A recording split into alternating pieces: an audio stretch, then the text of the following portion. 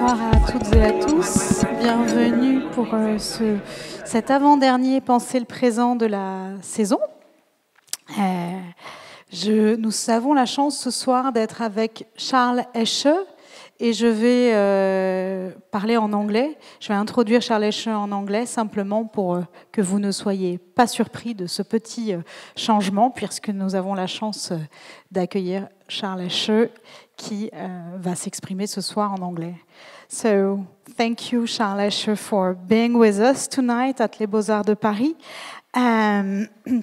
You're a prominent international curator and museum director, and this conference tonight is dedicated to your vision on the Modern Art Museum today and the experiments that you could conduct as a director of the Van Abbe Museum in Eindhoven, where you served for 20 years in between 2004 and 2024.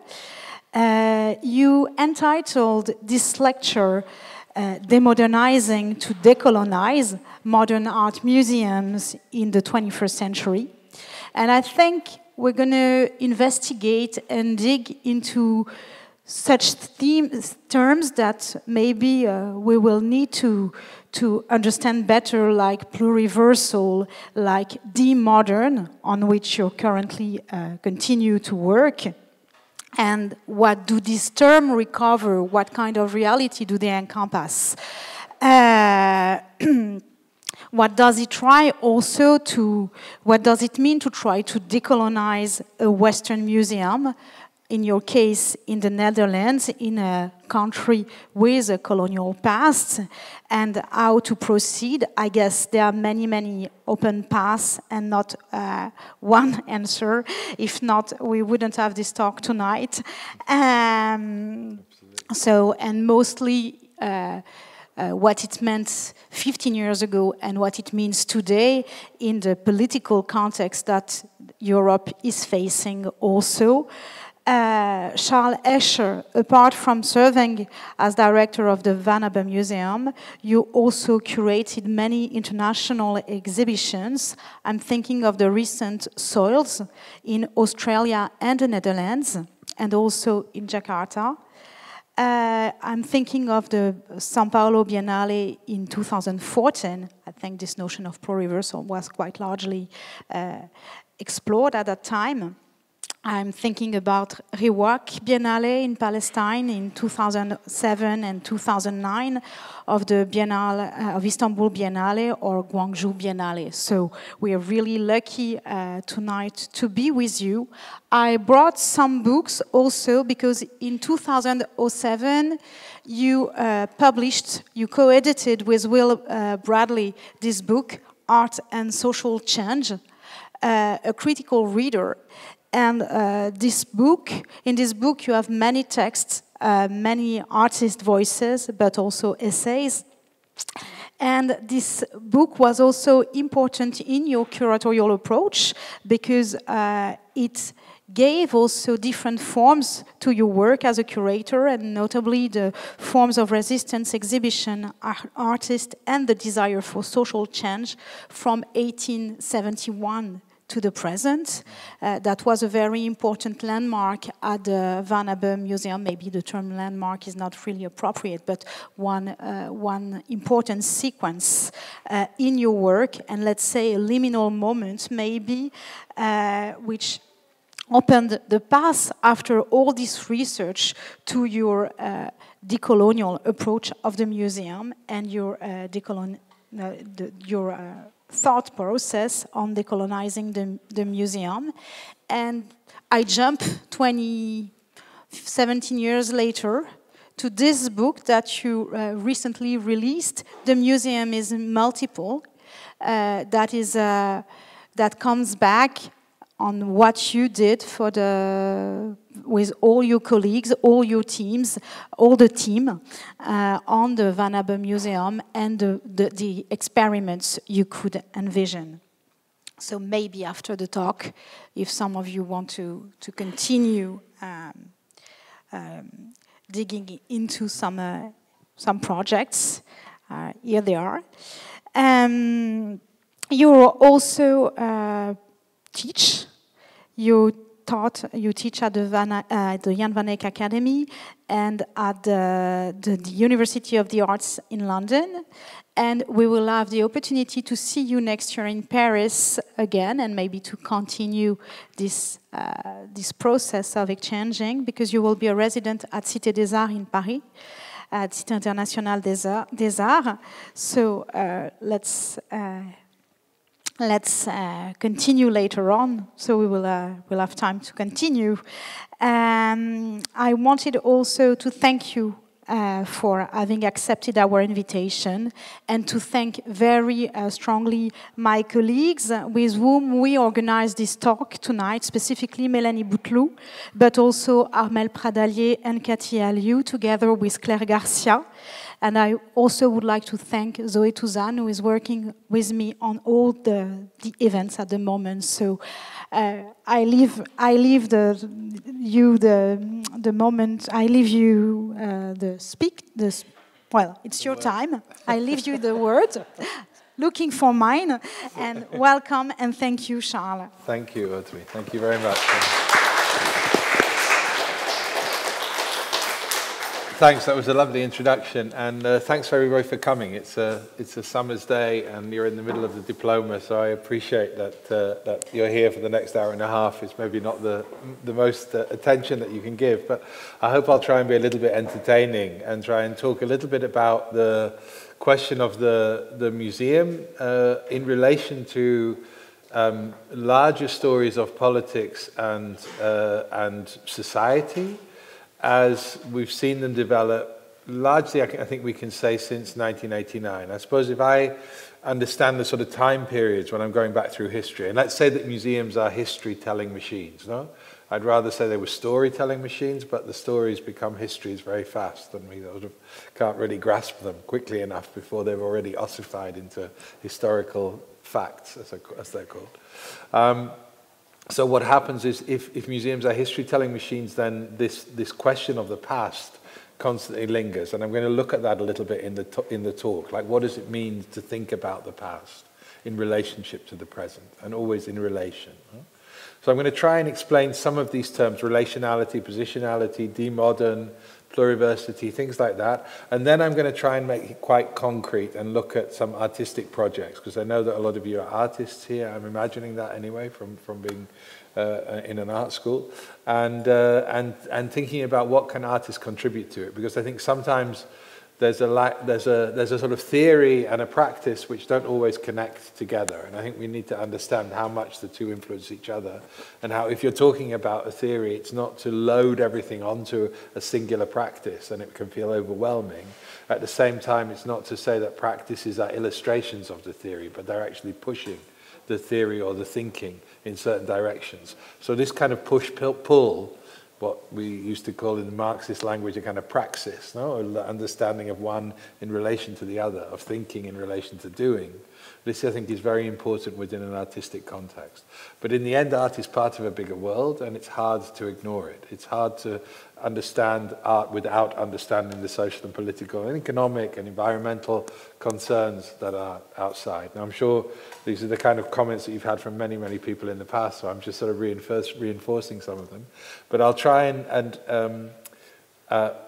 it's interesting, sometimes when I've started talking about demodern, which was about, already probably nearly 10 years ago, it was to some extent a sort of provocative term. It's become less and less provocative, which is what happens with these terms. And sometimes I feel, in English there's a nice saying, teaching your grandmother to suck eggs. I don't know where that comes from, but this is the idea that you're teaching somebody something that they already know very, very well. And sometimes I think this sort of critique of modernity, coloniality, is something that's a little bit embedded in our thinking.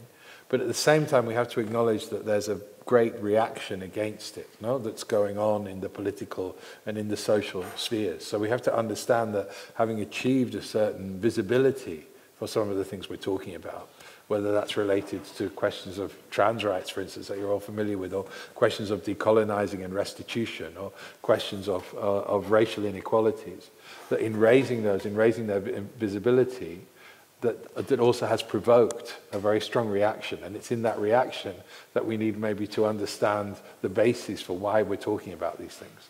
Because there's a sort of denial and silencing of the basis of these problems in the process of saying, no, we need to put ourselves center. And once again, to center the Western discourse and the white existentialist struggles, I suppose, as those that need to be addressed. And of course they need to be addressed, but they need to be addressed in relation and not separately, not apart. And the relation is the thing that we're talking about.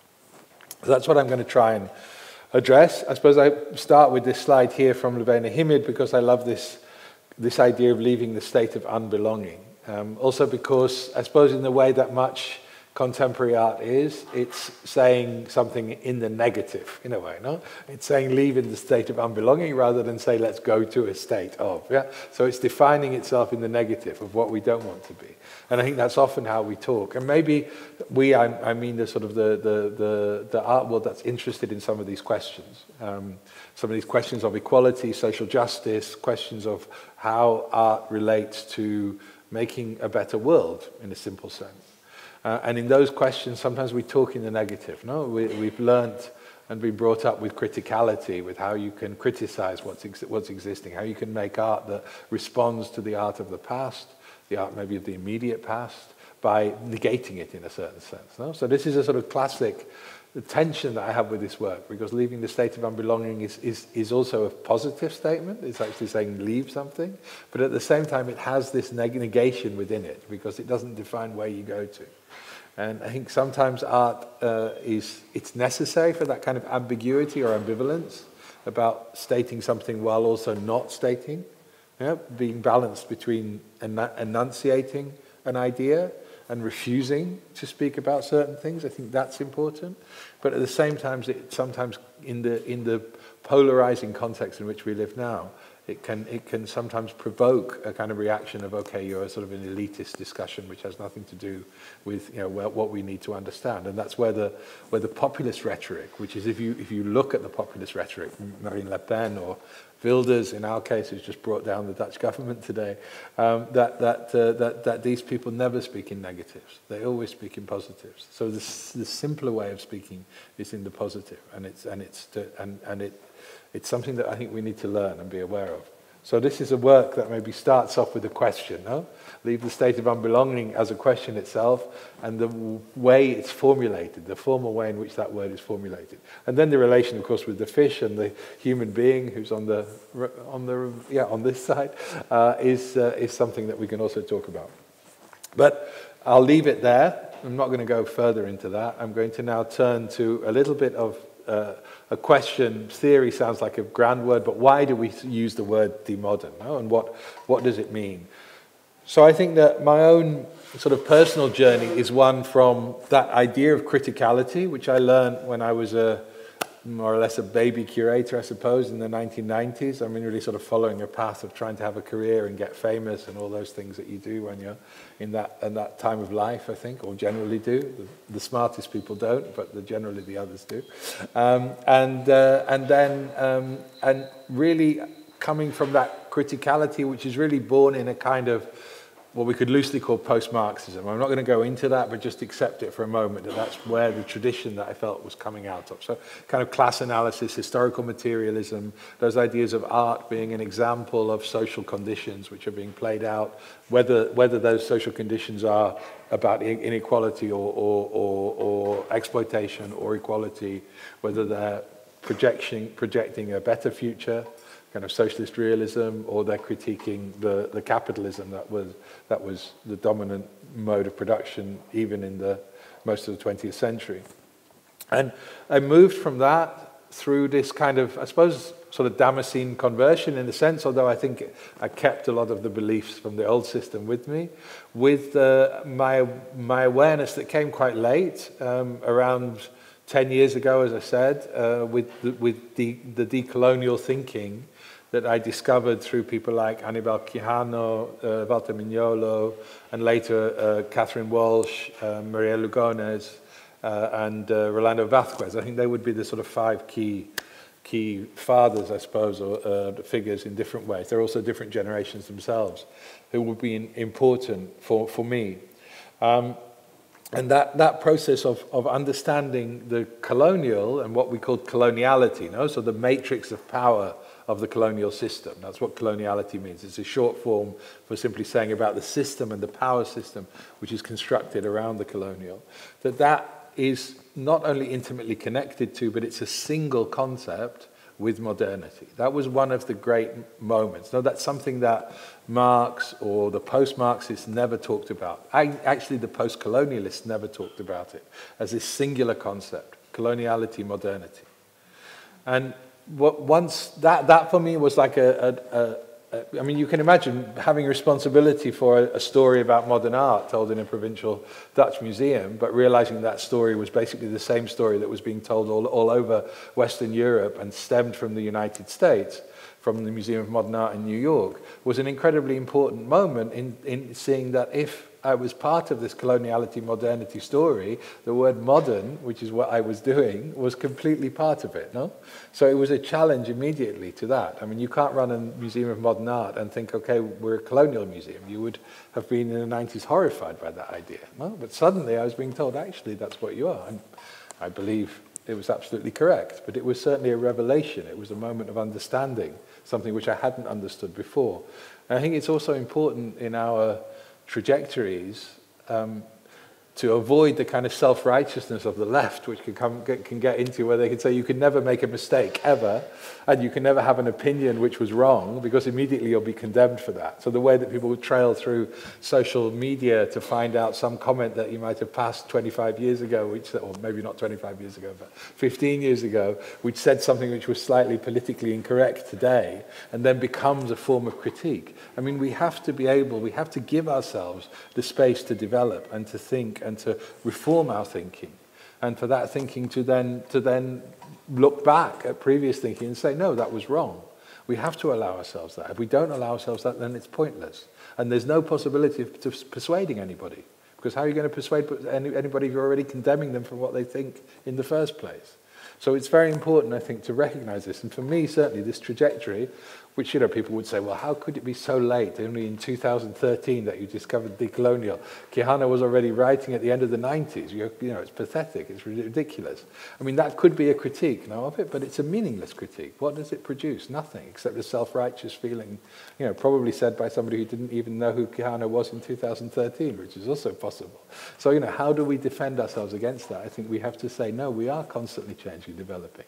And maybe the decolonial one day will appear also to be a flawed argument, an argument which needs to be modified, replaced, changed by something else. No? We're constantly in this unfolding process, and that's what education is. That's what you're here for in a certain way, not necessarily around grand theories, but simply around learning, and through learning, negating what was done in the past, what you did in the past, being able to change yourself. I think that's incredibly important.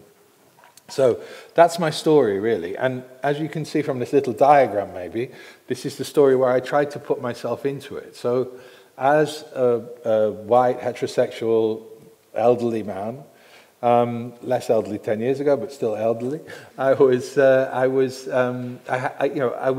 trying to understand where I could place myself as coloniality, modernity.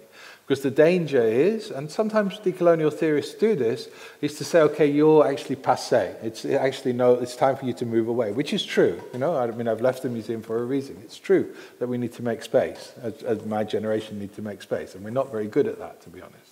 But at the same time, this process needs to be able to include a certain amount of the arguments that my people, if you want to say that, actually have constructed over the past. We need to be able to place them within a relationship with these new arguments, rather than simply wipe the slate clean and imagine there's a tabula rasa in now which decoloniality lands. So for me, this was a real struggle and a question about how to place myself in it.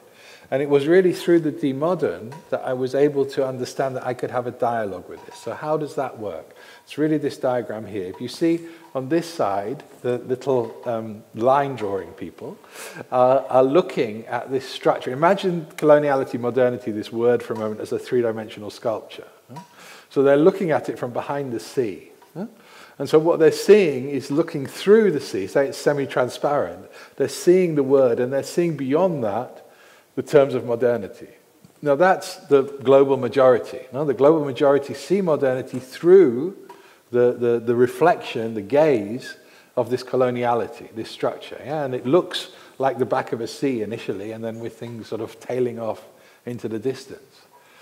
But from Western Europe, from this position, from my body, from my inhabitation, I see it from the other side. I'm the filled-in little people. And the filled-in little people are looking at modernity and seeing coloniality at this same distance, far away. No? So if you address the idea of the decolonial, to those people that see coloniality right in their face, which is the global majority, then it's clearly this is speaking to them. No? But to people who see it from the other side, it feels like it's something, a concern for over there, a concern for elsewhere. So the question is, how can we make this concern something that we can share, something that we can dialogue? Not that we displace each other. Not that we say, okay, now we're going to decolonize from our place here, which would then be basically to deny the experience of these people, that side. Yeah? But at the same time, how can we participate in the discussion if the discussion is vital, which is what I think it is. And I think it's vital because it makes us understand the kinds of histories which are going on today and the kinds of reactions politically to the situation that we're faced with today. No? This idea of reaction and counter-reaction that we're seeing. So how is that position to be negotiated? How is it possible to put this coloniality-modernity route and the modernity-coloniality route, to put them together, to find relation between them? And this is where these terms positionality and relationality are very important. So positionality really simply means to define your position. I tried to do it as briefly as I can. I can often end up making a whole lecture about my own position, which is very self-indulgent. So I've tried to do it quickly. But it defines your own position, but not your own position in order to then be satisfied with that position. In order to say, okay, that's me, you have to put up with me, you know, I'm only interested in modern art from Western Europe and North America, that's the story I'm going to tell. Many museums do this. Right? So they say, oh yes, there are other stories, we accept that there are other peoples, there are other things, but they're not to do with us. This is my position, but I have no desire to have relation with those other things. So the only thing that can work, much like modernity, coloniality, is a single term. Positionality and relationality are also a single concept. You position yourself in order to go into relation with somebody from another position, to try perhaps and build coalition, to find difference, to find points of disagreement, to find struggle, no, between each other, but perhaps to unite in struggling against another force, no? But that unification is done, or that uniting is done through a process of acknowledging different positions. That's where I think the pluriversal comes in, which you mentioned, is that if we can position ourselves, then we can also allow ourselves not to try and find a universal solution, a single solution, a singularity which sits in monotheism, unfortunately, at the core, but also sits in the Western assumption of having the knowledge that it can speak about the world. You know, there's a beautiful text by Eduardo Galeano, who's a Uruguayan poet and journalist, where he talks in it, one line in it is, Europe looked in the mirror and saw the world. And that's, in a way, that's positionality without relationality, no? Because there's nothing else but Europe when you look in the mirror. But of course the rest of the world is there. Yeah? It's behind you, but you just don't see it. So this process of positionality, relationality is how we start to negotiate. So how do you negotiate between the decolonial and the demodern? It's by positioning yourself and then going into relation with somebody who's in a different position from you. And those positions can be marginal, no? They can be the difference between the Netherlands and France. But they can also be the difference between the Netherlands and France sharing a position against somebody in Brazil or somebody in South Africa or somebody in Palestine. How do those discussions happen? Now, we say that this is necessary to undermine coloniality modernity because of the situation that we are in. Take climate change, for instance, as a simple aspect, but many other things. Because modernity is built on principles that are fundamentally toxic.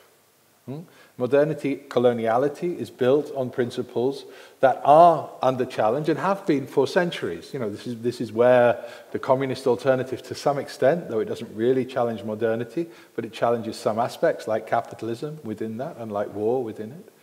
that there is a challenge which is going on. So we have to acknowledge it's very important. That challenge is what gives us the possibility of acting at all. But we also have to see that in the contemporary terms, at least as far as I can see, and you can speak against this absolutely, is that there's now quite a radical, a radicalized resistance to the critiques that are happening. And that's something which I've observed in my lifetime, becoming much more radical. And that's the populist right that we talk about here in Paris, of course, and in France, but across Western Europe and across North America. And it's not surprising that that radical reaction is happening predominantly in the places where the colonial and the modern were separated from each other artificially. No, and the modern was ascribed to the good, and the colonial was declared to be all a bit unfortunate, but it did bring civilization after all, and roads and trains and things like that. No, that argument. No, that argument of separating the two out is the argument that is being maintained when we're thinking about this. So what we have, just to run through this very quickly, is we have the principles on which modernity is being built. The three principles are patriarchy, colonialism, with racism being the dominant mode of colonialism, and capitalism. No, those are the three legs of the stool, and these are always implemented by war. Yeah, war, which is, I think we need to think about war now because we're in war. No, the Third World War has started. We don't know how big it's going to be, but it has started, and it's not going to end very soon. We're in it. These have been produced by the kinds of resistances, the kinds of oppositions, the kinds of struggles, which are all represented here in feminism and in queer activism, in anti-Zionism, in climate activism, that have reacted against these, no, have pushed it. Of course, we can see with capitalism also that it goes back to socialism and communism and things like that, but it's a slightly different force than the climate activism and the degrowth discourse that we have now. And what we're seeing is the counter move are things like toxic masculinity. You know, the growth of toxic masculinity. Think about the politics. I mean, we have this figure Wilders in the Netherlands who's just a completely toxic male, but also the way that, and toxic masculinity is not limited to the male gender, I don't think. You know, when we think about Le Pen here, it's not necessarily that it has to be limited to this singularity of gender, because we don't need to talk about gender in those terms, no, the binary sense of gender. We can see that on the right, there's as much, you know, cross-dressing, if you like, as there is on the left in that sense, but it's just not named to be that. But there's certainly an adoption of this toxic masculinity by people who identify as women. Within racism and colonialism, what's happening, I mean, I'm still struggling to really see what's beyond this sort of denial and silencing, but I imagine there's going to become an argument which will be much more related to a more dominant proposition of the colonial. And within capitalism, we have to, you know, face that after 2008, which is now 15 years ago, no, 17 years ago, basically capitalism has ceased to provide or work in the way that it is meant to work, even in its most crude terms, to deliver growth and to deliver at least a nominal increase in living standards for people. Yeah, there has been almost zero growth in wages and living standards over that period compared with inflation, and there's been almost zero growth in the economy itself. And that's not likely to change anytime soon. I mean, there's all this nonsense that politicians talk about recovering growth and AI and things like that, but that will simply then produce more and more polarization, more and more extremes of wealth separation between a small group and a larger group. But it won't produce the kinds of dynamics of capitalism, which have been periods of capitalism. So even if we're not anti-capitalist, we should say that capitalism is no longer working. It's dysfunctional in itself. It's become financialized. And at the same time, there's this techno-feudalism, which is coming from the tech bros in the United States particularly, which is this return, Yanis Varoufakis writes about it, this return to a kind of feudal state in which the land, but this is in this case the digital land, is owned by very few people. So if you think about Amazon, they don't own the books, they own the land in which the books are sold. The same is true of many of the other companies. No, they're basically monopolizing the means by which things are produced. And distributed. And then the dominant thing is that war, which is where we are, is always responded to by more war, and the reaction is then war. War doesn't really change in this, no? It just reproduces itself. It's just on an endless cycle, and we're back where we are. And war is a product of these systems but it's also a mechanism by which these systems are maintained and challenged and then re-maintained. Well, and I don't know how we can get out of that. I mean, looking, I think we thought we were out of it. We had for a moment, at least in Western Europe, where I was brought up, a certain, when I say we, I mean my people, had a sense that war was something that had been dealt with by the European Union to some extent, by this idea of negotiation, also by this idea of economic growth, that economic growth replaced the idea of war, economic competition replaced the idea of military competition. But that's all evaporating now. I mean, we can see that now. The argument now on the economy is to spend more on arms, and that will actually generate more wealth. I mean, that's a logic where we know where that ends up. No, I mean, it worked in the 1930s as well. The growth did improve for a while, but then it didn't very quickly. So that process is something that we're looking at. Now, what does this have to do with museums? Well, I suppose I'm writing a little bit of a history of the recent past.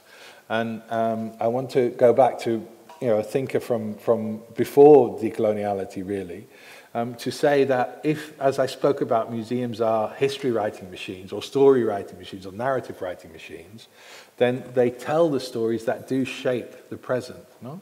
So that's why museums are important.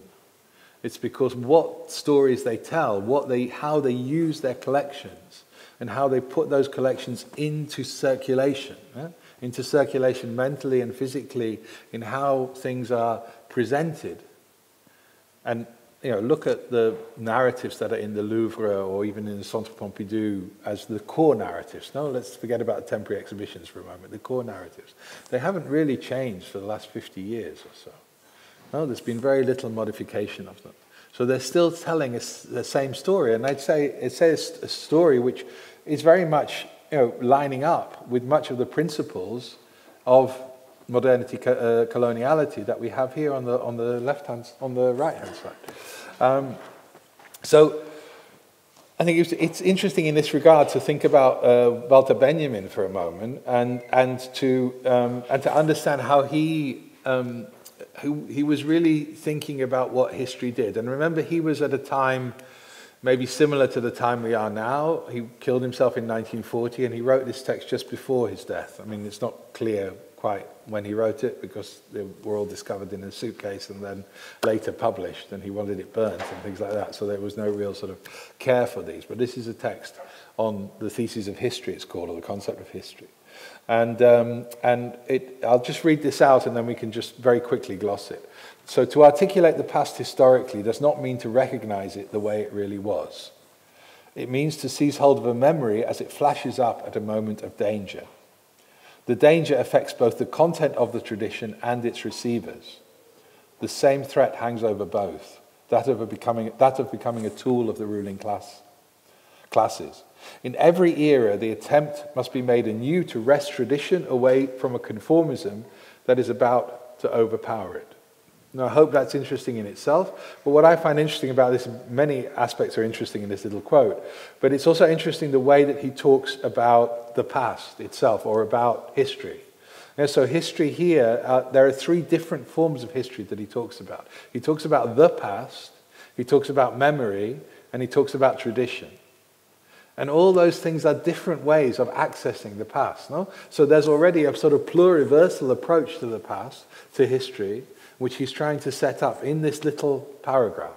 Because if we think about the history as the past, then we think about a kind of reconstruction, a replaying, a notion of what might it have been like. If we think about it as tradition, particularly within modernity, we immediately think about it as something which has no real relationship to us except as a kind of romantic nostalgia. No, so it's very different from that. And we think about it as memory, we think about it as personal. It comes into our families, into our own concept of what the past is, rather than a concept which is shared or put into our heads by a dominant narrative, we could say, which is history. So it sort of loosens up this possibility in which these other elements come into play. And what's interesting for a museum, for instance, in this quote, is that it is a very liberating quote in relationship to the collections that we might have, because it's not for us as museums, if we're these history-telling machines, the job to try and tell it the way it really was. because nobody has access to the way it really was. Because there's the past, there's tradition, there's memory, there are already things which can be in violent conflict with each other. So there's no way, even in this little sentence, that there's a way in which you can say, this is what this object means. This is what this object means in relation to this object that followed it by 10 years or 20 years or 2 months. Already, if accessing it through the past, through tradition, through memory, produces 3 very, very different relations. Perhaps no relation at all, perhaps one that's so close that they're almost the same. And so this possibility of loosening up our idea of what the history-telling machine might be, so that it becomes a storytelling machine, it becomes a fictional-creating machine, then allows you to start to think, what kind of stories do you want to tell? The responsibility becomes from a historical, accurate story, it becomes an ethical question. Suddenly ethics enters into the picture. This is what this quote, at least for me, did. Yeah? It allows ethics to be the question that you're allowed to pose to the collection. What does this collection, what could this collection tell that we feel, as the collective that's responsible for doing this, is actually a story that needs to be told at this moment? And of course, you recognize that those ethics are movable. Yeah, they're not morals. They're ethics which are movable, which are changeable, which are questionable, which are debatable. No, we can argue about them, but it puts them into play. And I think that's really interesting at the moment. So what are the ethics of the Louvre now? Yeah? Go there and look at it and think about what its ethics are. What's it saying? What's it saying when it says that Greece and Rome are the origin of civilization? What does that exclude? What does that not say? What are the ethics of that? What pressure does it put on the poor Greeks today? What responsibility does the Louvre bear for the Greek situation today, if it's all the origin of it? I mean, these are just questions, yeah? I mean, obviously they're a bit leading questions, I understand that, but nevertheless, they're trying to open up sort of questions that the ethics need to be there, rather than saying, oh yeah, this is a presentation of what it was like in ancient Greece, or these are objects that come from ancient Greece, and they provide us with a particular narrative that we can use to base our civilization as so-called on. But where does that come from? And those really come in at the moment when you start asking this. So, what are the things that we've got in a museum that we might be able to use? And then I'll move on more quickly to getting concrete. No, but this is the last slide before it gets a little bit more interesting, I hope. And what I think is important is to analyze the kinds of tools that we might have at our disposal in order to think about those questions of ethics, of narratives, of fictions, of stories, appropriate stories, inappropriate stories, those things that maybe feel they need to be told at a moment of danger. No, I forgot that about Benjamin saying this at a moment of danger. You know, that's where the ethics come from. So the moment of danger we have now is as clear almost as it was in 1940, I think. But, you know, how do we respond to that? What do we do in a similar position to his at that point? He killed himself, so that's, you know, also a bit of a harsh answer to that question. But nevertheless, it's something that I think we can think about. So this is just a simple list. No, we have infrastructures. That's the buildings themselves. That's the hardware in a way. No? Infrastructure is bigger than that, but let's keep it to that at the moment. We can gloss it and understand it in different ways, but let's keep it to that. It's also infrastructures of thinking. No? The university as a concept is also an infrastructure. The museum as a concept is also an infrastructure, but there's also a building there. We have collections, we have these things, yeah, and collections are mostly objects, but are they people as well? Are they memories? Are they traditions? Are these things that are histories? Can they be brought into the collection?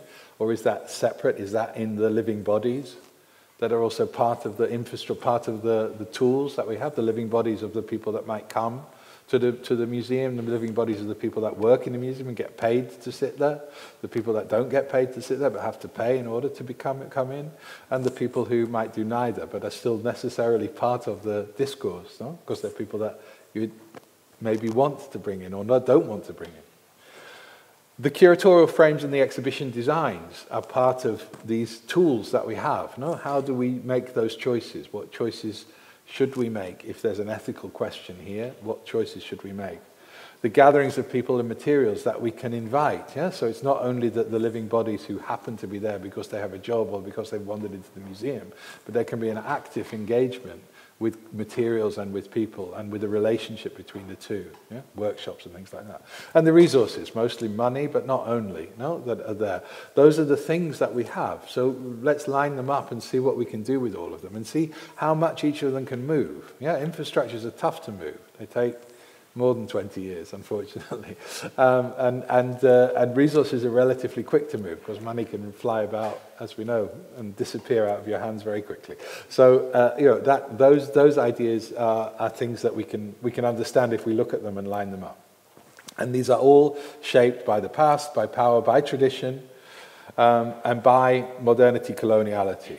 And sometimes by struggle. So sometimes an infrastructure has been reproduced. We were talking today about May 68 and how fundamental it was to this institution here and how it functions. I mean, what does that mean? That it's still May 68 here? I mean, why, if that moment is the moment of change, when is the next moment of change? And shouldn't there be one if there's not been one? Why are we referring back to that as this moment? You know, this Badiou and Lazzarato thing about the event, it really makes me sick because it's so closed in on this singular event in Paris. Now, there was also Prague 68, by the way, which was another 68. But also there are other events that have happened that are maybe more important in other significant times. Bandung Conference in 1955, maybe we could think about as one. But many, many others, no, around that time. But nevertheless, it's interesting that we still locate it, you know, here to some extent in that 68 moment. But even if that's right, even if absolutely 68 was critical here, which I can completely believe and wouldn't want to deny, but is that good enough now as the basis? Is that idea of sort of individualism that was encoded into 68, is that what we need now? Don't know. I think that's a question for us all. So let's get a bit concrete. Let's have a look at some of the infrastructures, and I'll just go through that list a little bit and look at some projects, and then if there's time, we'll have a look at the artists. But I'm getting a bit tight on time now.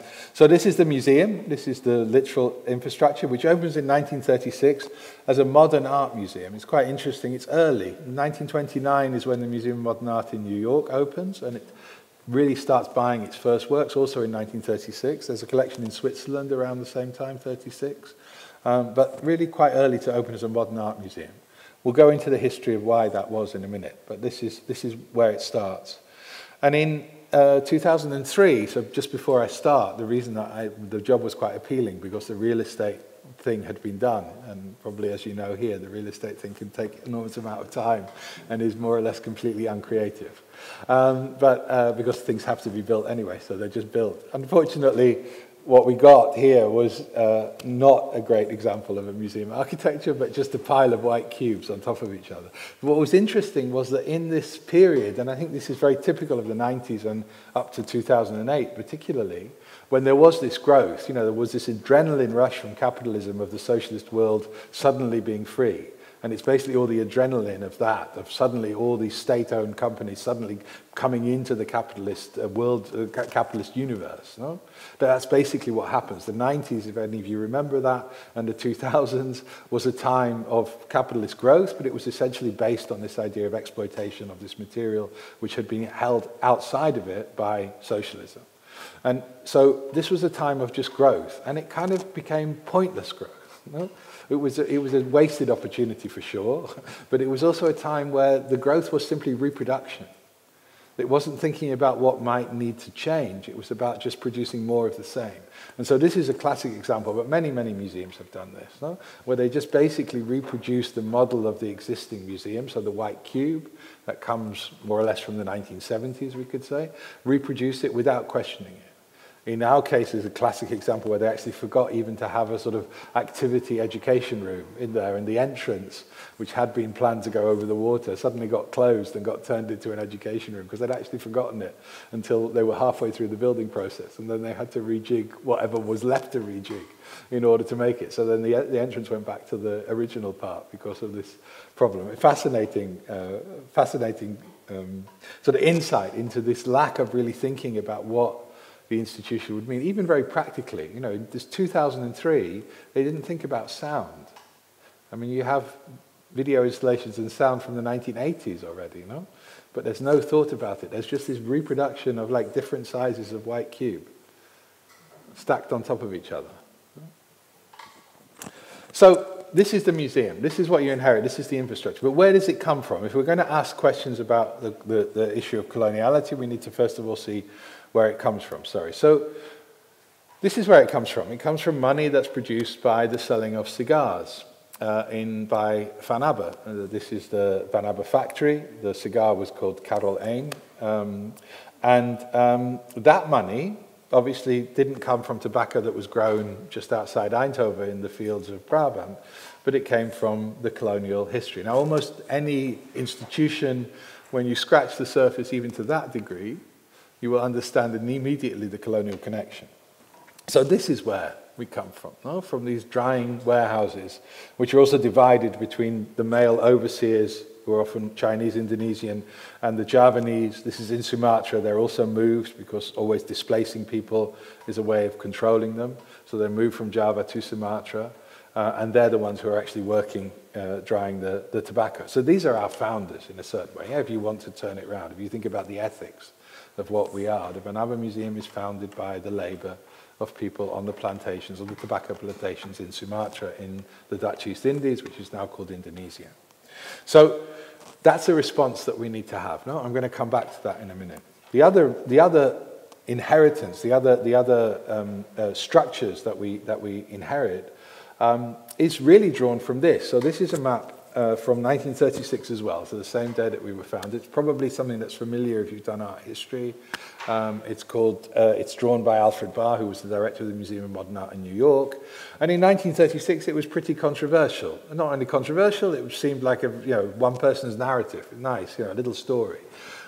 By 1945, and because of the American occupation of Western Europe, which basically goes from 1945 until more or less yesterday, that in that process, this diagram became the diagram that a lot of, in American English, you have this nice term, cookie cutter, which is basically a way, that you make biscuits or cookies by cutting them in the pastry, and so they're all the same.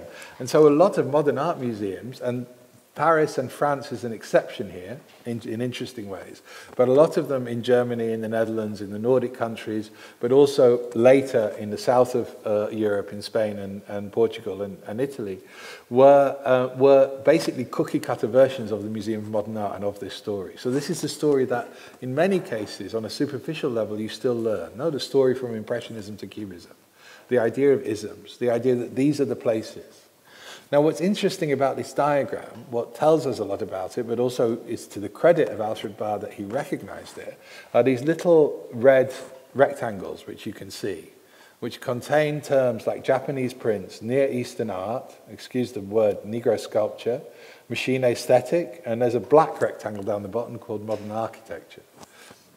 I think it's really interesting, one, that he includes these. So he recognized that there's something outside of the field of modern art, which is playing a role in the development of modern art. So there's a recognition of an outside. So when we think about modernity, coloniality, he's not doing, we're just going to talk about our own little modernity. And there have been other versions of this map that don't have any of those red triangles, that just have the black lines and the isms. But he says, no, we can't do that.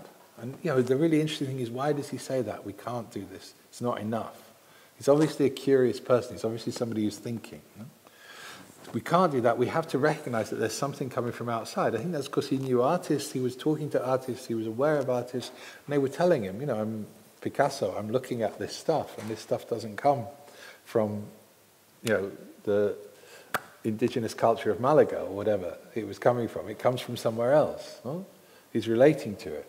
So he has to put them in, but he puts them in these little boxed off rectangles.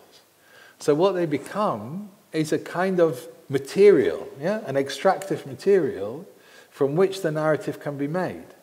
But they're not in themselves with agency to move. And that's why I think you can see it from machine aesthetic, that it's simply a sort of point of inspiration that's a material that has no voice. So it's a bit like a mine. You go down and you dig the coal, and then you make the energy, and then you do something with the energy. But the coal doesn't have a voice in whether it wants to be mined or not, or what it is to be used for when it produces the electricity. So the same thing is true of Japanese prints, Near Eastern art. If you're a Lebanese artist at the time, maybe even today, What do you do here? Where do you put yourself in this diagram? If this is the diagram, that's the sum total of the story of modern art. Do you put yourself in the box? Or do you try and put yourself outside it? If you put yourself outside it, can you do that from Beirut? Or do you have to move to New York, or to Paris, or to London in order to become part of that? Because there's also cities here, no? I think it's very interesting. The fact is that you can maybe see that as constructivism, and below that it says Moscow, 1914. I think it's really interesting. I would suggest the only reason that everybody, I think, in this room would know Malevich as an artist, no, who did the Black Square. Does everybody know Malevich? I think the only reason we know that name is because of this diagram. Yeah, we don't know Katarzyna Kobro, who was a Polish artist, anywhere near as much as we know Malevich, because Warsaw isn't here, but Moscow is. And it's because he visited Moscow, because he was curious about communism. I mean, he was interested in it as a possibility.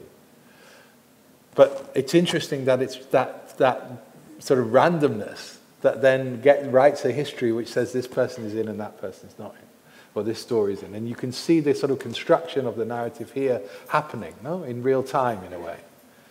He needn't have put it in. It's not actually necessary for the diagram. It's because he saw it and realized it and reckoned it. Just like the red rectangles aren't necessary. And I think it's quite interesting in that way that often it's these things that are on the margin. No? It's what Foucault teaches us, many people teach us. These things which are not necessary, which are there for some other reason and not the reason of the diagram itself. That are the interesting moments, that are the things that we encounter. And I think that's always interesting if you're looking at any document, any historical document, but also thinking about your own work and making your own work. It's the things that you feel you need to do, even though you can't really find a reason for them, within the project, within the ambition, but you still need them.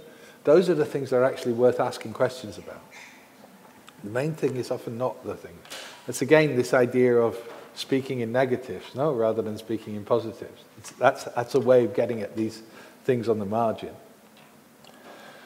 So, if we go on from 1936 to 1982, we also inherit in the Van Abbe Museum, but also in other places, this little map, which is very fascinating, I think, because it makes it clear from 1982, so that's within my lifetime, not that long ago, there's a director of the Van Abbe Museum who does the Documenta, which is this big 5-yearly exhibition in the center of Germany. And he talks about, in the introduction to the Documenta, he talks about traveling the world, looking for the best artists to bring to Kassel, which is this place where the exhibition happens. A small town in the middle of Germany. It used to be on the border between socialism and between the American zone and the Russian zone, actually. And he talks about traveling the world, and he says we went as far west as New York, as far north as Stockholm, as far south as Naples, and as far east as Vienna, where we smelt the East. Now, we can say that Rudi Fuchs was quite a conservative in a certain way. There were examples of documenters before where they tried to think about a bigger map. But I think it's very interesting because so many artists, if they're confronted with an idea of how you join the art world, particularly in the 80s, but I think it's still true now, are thinking about how to move into this triangle here. How do you get inside this? Because this is where the story is written. Now, of course, as we saw, Moscow was important in relationship to Alfred Barr, but largely it was playing out in this zone. Other than that, so in the 80s, still, where your teachers have experienced and things like that, this is still the definition of what is art. And what is outside of this is not art. It might be interesting. It's not. I mean, there's not a sort of aggression against it. But it's ethnographic production, or it's tradition, or it's memory work, or something like that. But it's not actually related to the modern art narrative. Now, in 2025, if we see this, we need to address those histories and at least make them transparent in order to see it. A couple more examples from the museum, which are displays that we've had in the museum. This is the collection of the Van Abbe Museum divided into the binary genders and groups. So male identifying, female identifying, and men. Very quickly, the line, as you see on the top, which is the male line, goes actually off the slide. It wasn't big enough for the lens to capture.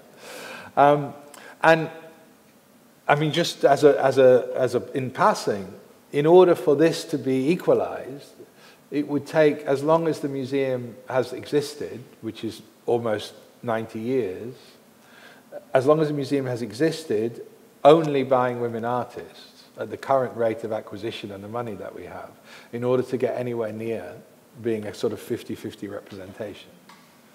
So, I mean, you could start that project. I mean, and it's not necessarily the wrong project. You would only buy women artists for the next 90 years. I don't think it's that bad a project. But it's important to understand how much this is baked in, how much that inequality is baked in. The same thing here, a little bit, is a similar one. This is part of the Museum Index project, which we did trying to analyze the collection. And Eindhoven is a very small town. It's the 5th biggest town in the Netherlands, which makes it small. And it's not in the main area of population. So it's not in Amsterdam and Rotterdam. It's in a sort of rural area called Brabant, near to the Belgian border. And in that area, the museum traditionally claimed itself to be an international collection within a provincial city. But what was interesting was if you look at the birthplace of citizens, according to the census in Eindhoven, this town of 200,000, I mean, it's small, it's like, I don't know, Amiens, something like that, or maybe, a bit bigger. If you look at the birthplace of citizens there, and you look at the birthplace of the artist in the collection, you see here the red is the birthplace of citizens in Eindhoven, and the grey, which you see the bottom half is almost entirely missing, is the birthplace of people in the collection, of artists in the collection. So what you have just with this diagram is an inversion. So it's a provincial collection, based on that triangle to some extent, in an international city. But that internationalism is very partial, no? So the internationalism that we claim for modern art is an internationalism which only extends to a very narrow range. I think still, of course it's expanding, but that expansion is maybe not what we need. We need a change in the narrative itself, which we'll come back to. How much longer should I go on for?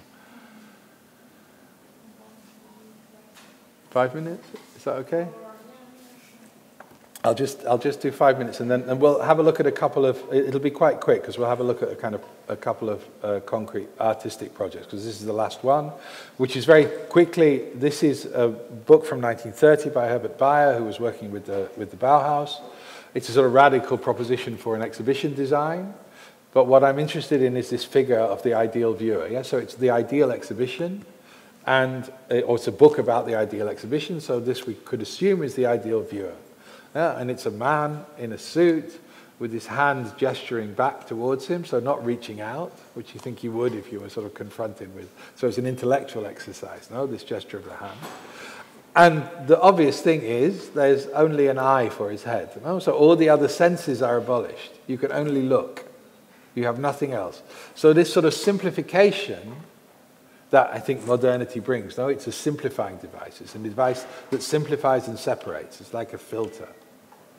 And so this simplification is here demonstrated in this sort of impossible figure of the visitor. So when we were talking about living bodies as being the part of the material of what we might be working with within the museum, our own living body and those of other people, then this is not a living body. This is not something that could sustain itself in life. And there's a tendency for museums to be what I'd call biophobic, no? I mean, both in terms of conservation. If you get a little insect in the museum storage, that's a catastrophe, no? But it's the life that needs to be eliminated. So this sort of biophobism is also part of this idea of these bodies that cannot exist or could not exist and sustain themselves in life. And then how can we switch these? These are the things that we inherit, the things that mean that the modern or demodernizing has a purpose, no, for me. Because these things are not to be done unless you overthrow the ideology which produces these. Unless you challenge the ideology which produces these boxes, these limitations, these ideas of the international, these ideas of the human body, which are encoded into the power structures. So let's move on and just say what some demodernizing approaches might be, and then we'll talk a little bit about artists, I hope. So playing an open hand, being transparent about these connections to the colonial history, shifting, delinking, and relinking narratives. I'll come back to that, but it's really about not growing or trying to include and increase more and more people within an existing narrative. There was an interesting example we were talking about in the Arte Povera exhibition, which maybe some of you saw in the Pinot exhibition. And that Arte Povera, which was really an anti-American movement, which was a bit absent, the politics of Arte Povera were rather absent in the exhibition.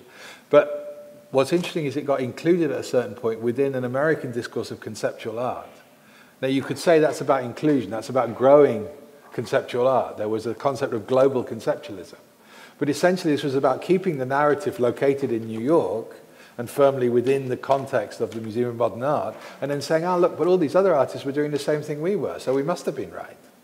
No, and that's often the process of growth and inclusion of other modernities, alter modernities, are often a process actually of maintaining the discourse of modernity. So we have to shift that, and that's where the demodern again becomes important. We have to shift the core of the discourse, and that means that some things, conceptual art, Picasso, whatever, need to fade into the background for a while. The question of restituting is very important, and I'll try and give you an example of that. The question of this biophobic and how do we invite different bodies in. And finally, the question that we'll come back a little to a bit about is art utile. And working in a demodern way feels to me to be something that's fundamentally discursive.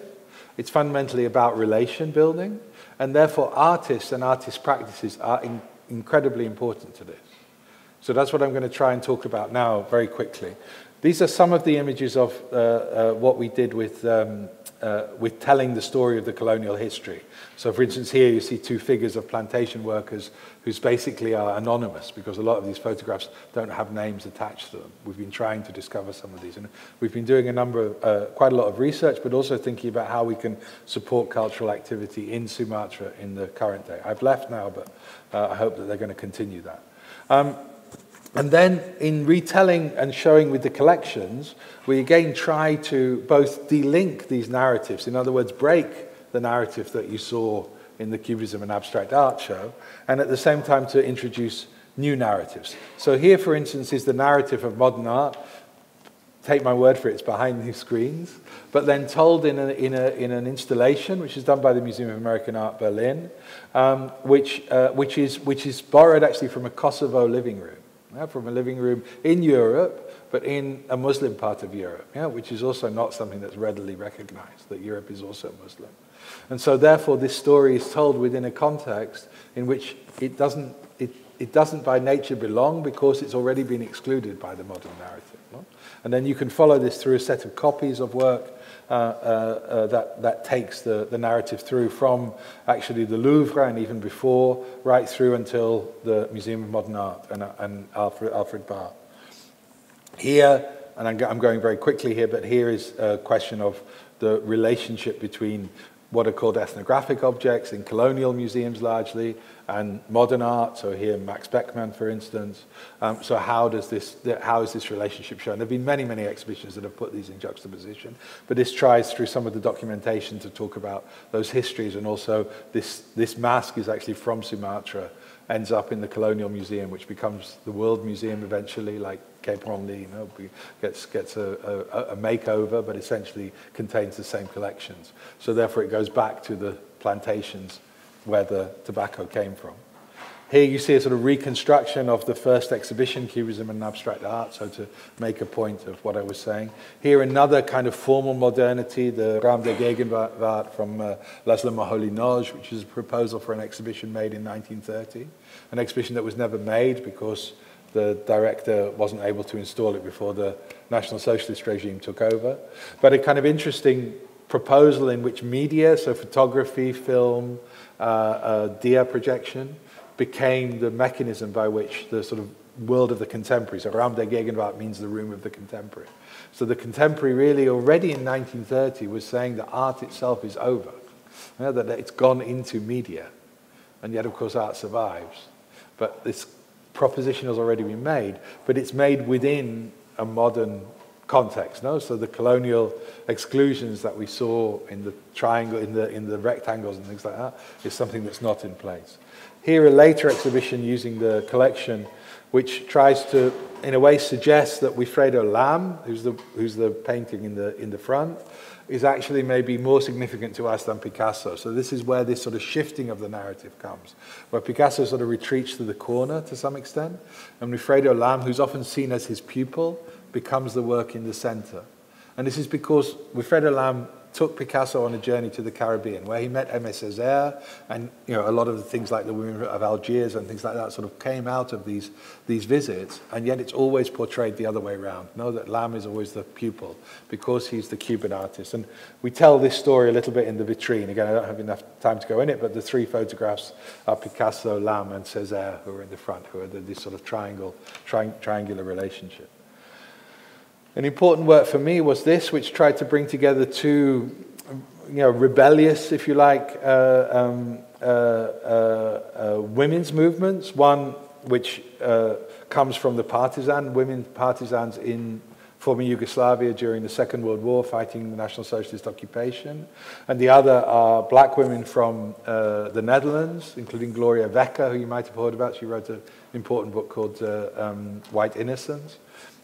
Who are, basically the equivalent of the partisans now, we would say. And so they're in a circle, and you can see these women looking down on you. The women from partisans are quite complex because the names are partisan names, but the pictures are of models from the 1990s. And what Sanja Ivekovic, the artist, is making the point of the switch in role models that happens at the end of socialism. Also from the partisan women heroes being her role models in school, they become, I think it's Elle Macpherson or something, these sort of 90s figures of fashion that are included in that. And here we see Osip Zadkin, who's a Russian artist, but sometimes claimed to be French, and carves directly from the wood. Quite interesting as an artist, I think. I think there's a big exhibition now of him here, actually, which sort of re-looks at his work. Is it here or is it somewhere else? Maybe it's somewhere else. There is a big exhibition somewhere in the world of Zadkin at the moment. And then together with a work that really works on the same principles, but is from Papua in Indonesia, the island to the east of Indonesia, and really tries to bring these two together and sort of say that they can have a conversation, even though one is in an ethnographic collection, so it goes back to this argument, and the other is considered as modern art. And this smaller figure is considered as a traditional, even tribal, you might say, object, whatever. In terms of restituting, I just want to finish with a couple of things. Is that all right? One is this project that we're doing together with, or that we were doing together with BKP, which is a group in Indonesia, but this time in Java, not in Sumatra, who are working on basically land reclamation through claiming to be indigenous, which you can say in the traditional understandings of indigenous, they're not. So they're creating rituals and claims of indigeneity to this land in order to use some of the rights that are given to indigenous communities within Indonesia. And they're given partly through the colonial inheritance of the Dutch, through this book, which is called the Indigenous Right Book, Adatrecht it's called, which is a Dutch word for indigenous rights, which was written by a Dutchman who'd never went to Indonesia and who wrote it purely from papers in the 1920s, but then imagined these sort of communities. And essentially it has nothing to do really with indigenous traditions. It's more about his fantasy. It's a kind of Jonathan Swift book that then actually became law, essentially. And this law was then taken over, as so much was, in the post-colonial, the period, the names were changed, the names on the doors were changed, but the doors remained the same, we can say, essentially, in terms of the power structures. And so what he did here in a performance was to put soil in the book, put soil brought from the land where he is, put soil in the book. You can see it here maybe in the projection of what he was doing.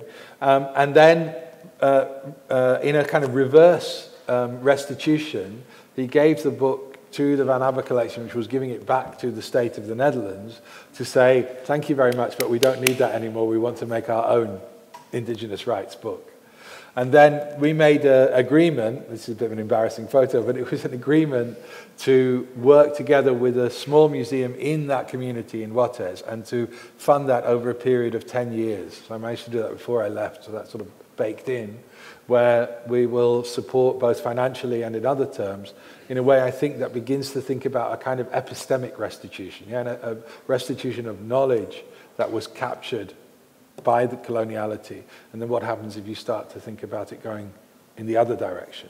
And maybe in order to go in the other direction, you need some of the other stuff to come back. Right? We need to take ownership of the indigenous rights book that was written in the Netherlands in the same process. But I think, again, it's very important, and this is connected also to the Lumbung ideas, which were in the Documenta a couple of years ago in Kassel with Rohan Grupa, this idea of how do you create financial circles within the resources that you have, which are not necessarily beneficial to the museum in this very, modernistic sense of the separation of the museum as a single financial entity, but are beneficial to something much greater than that, which is the interest of art. This is bringing different bodies into the museum, obviously thinking about touch replicas and people with disability, these various things. This is an important project which I'll talk about a bit later. This was a decolonial summer school, but it's in a space which has a particular resonance. This is Arte Util, which I'm not going to talk about. I'm just going to say why it's important to work with artists, and then give finally 2 examples, and then I'll stop. If we don't work with artists as a museum, and many of these, like the Museum of, or the Making of Modern Art exhibition with the Picasso and the Lamb and things like that, that they were done together with artists, no? And artists still have what could be called autonomy. I mean, I'm not interested in artistic autonomy generally, but it's something that can be useful to place within a sort of legal structure. And there's a certain idea of artistic license, which can allow curators to go much further than they would do if they were trying to be professional. One of the things that I think many of us in the museum heard at a certain point was that the museum was not a professional museum anymore because it didn't do the things that museums should be. And this is a sort of disciplinary structure, no, to say you should be professional. I'm sure you have it also in the art academies, this idea that there's a way to do things, and that's professional, and there's amateur or, simple failure, and that's not professional. No, it's again this separation that modernity imposes on us, no, right and wrong, black and white. And so the artist is one of the few figures within the modern construction that has this license to roam across those disciplinary borders. It's a modified license, and it's a license which also means that it should sit in a corner and just be entertaining. So it's not an untoxic inheritance, the idea of autonomy, but it's still something which can be used. And that's why I think it's important to work with artists. It also keeps the collection alive, and it's also to some extent a way that artists together with the museum can resist the choice, which is an existential choice, no, of trying to fit into the commercial market.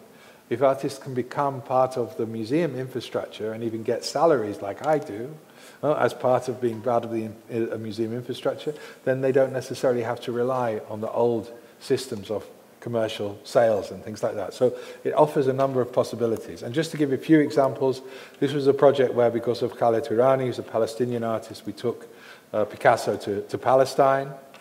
This is the project I wanted to talk about, where Jonas Staal and his studio wanted to build a parliament in Rojava, which is in the north of Syria, still going, hanging on in there in the context of the current politics in Syria.